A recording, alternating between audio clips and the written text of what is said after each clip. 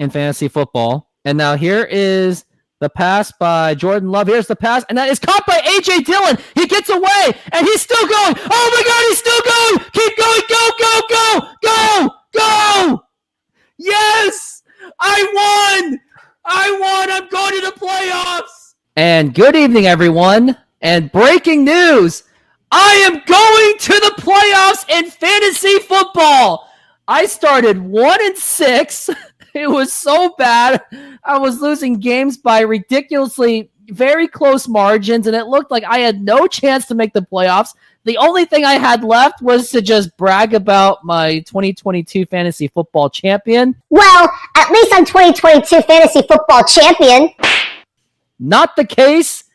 I am going to the playoffs, and Epic Sea Films has it feel like you got knocked out of the playoffs. It is what it is. You know, sometimes you make it, sometimes you don't make it, sometimes you do make it. And this year I didn't make it, but hey, at the end of the day, it's just fantasy football. You know, it's not the end of the world.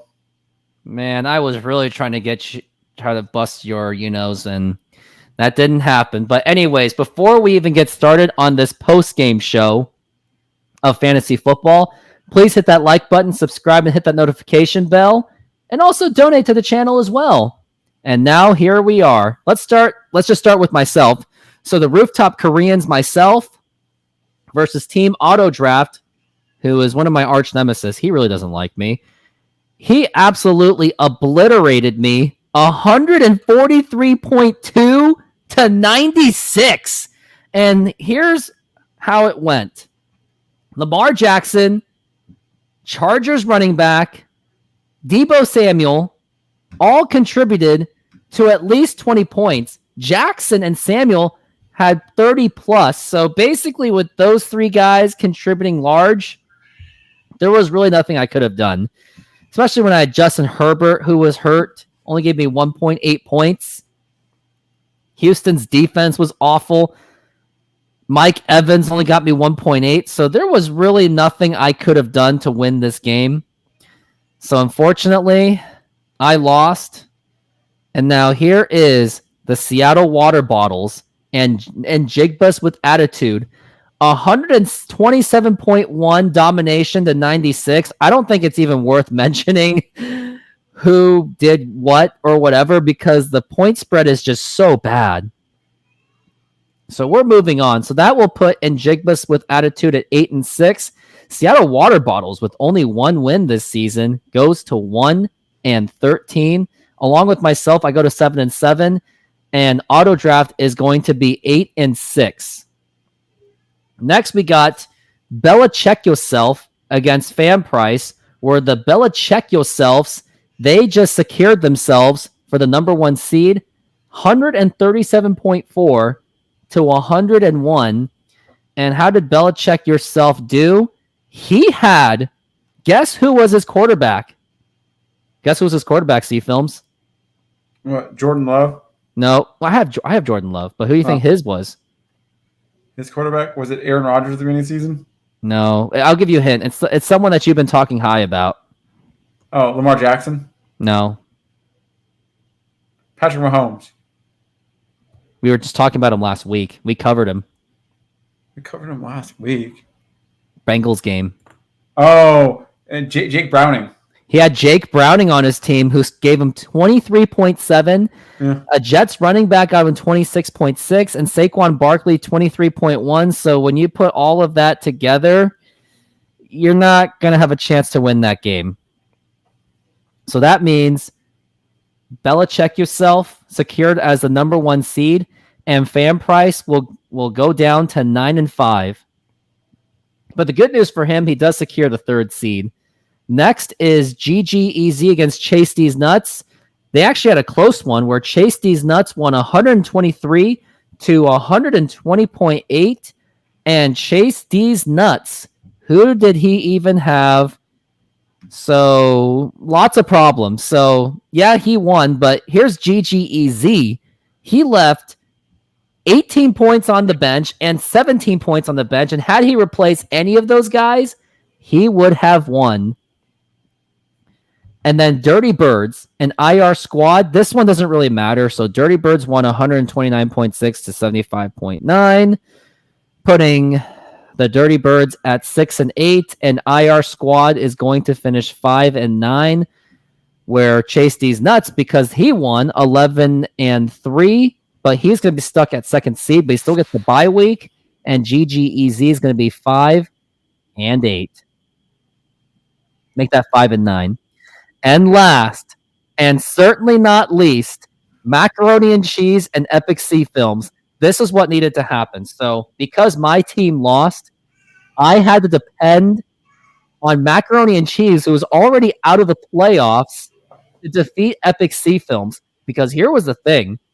If I lost and Epic Sea Films won, he would have made the playoffs for the first time in his history because of tiebreakers. Because the tiebreaker is if you score more points than the other, that gets you in.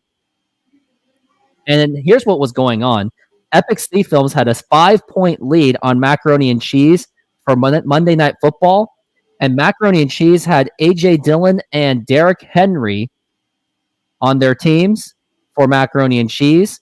And all I needed was 5 points. And AJ Dillon, he got that done in the first half of the game. And you'll see a reaction eventually on myself going absolutely crazy, going, yeah!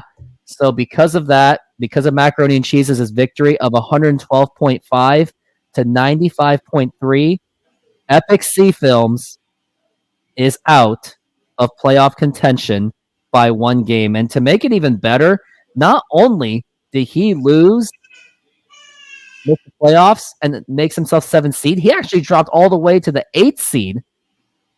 So Dirty Bird should have took care of business as well because he does score pretty well. It just happens to lose games.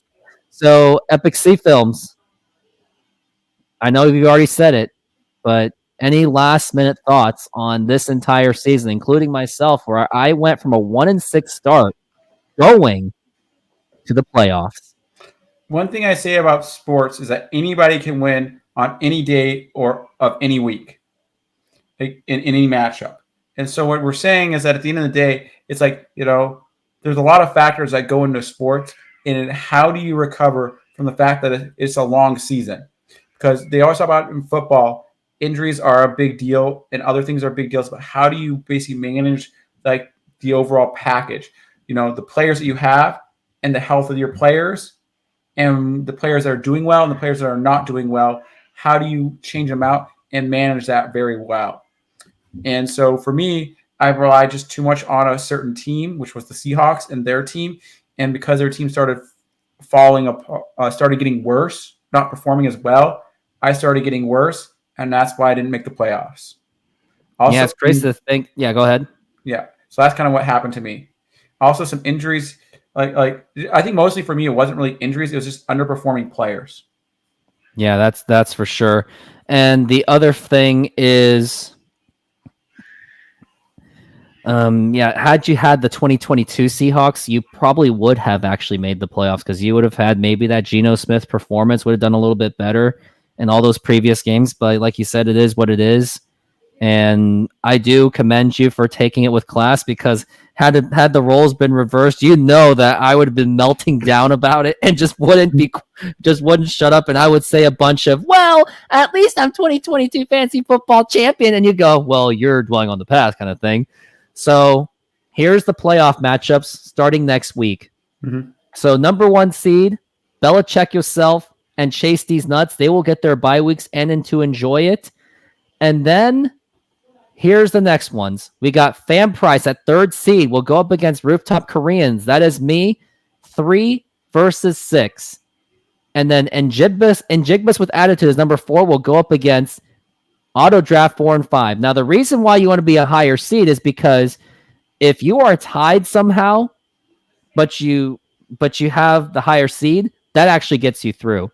So good luck to everyone that's in the playoffs.